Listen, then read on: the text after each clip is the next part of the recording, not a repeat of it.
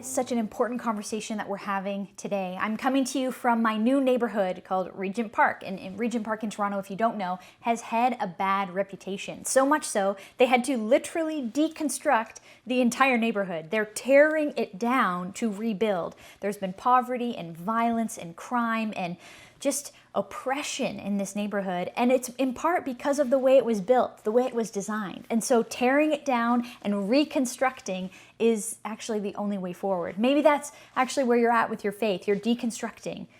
It says in Amos 5, starting at verse 21, God is speaking, saying, I can't stand your religious meetings. I'm fed up with your conferences and conventions. I want nothing to do with your religious projects, your pretentious slogans and goals. I'm sick of your fundraising schemes and your public relations and image making. I've had all I can of your noisy ego music. When was the last time you sang to me? Do you know what I want?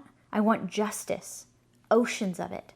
I want fairness, rivers of it. That's what I want. That's all I want, God says. And if that's where you're at, God is saying, yes, tear down what is broken, what is toxic, what is sinful, immoral in the church, what needs to be deconstructed. Deconstruct it. But my friends, don't stop there. Maybe you're feeling like it says in Matthew 5, Jesus says, blessed are the poor in spirit, for theirs is the kingdom of heaven. Do you feel poor in spirit?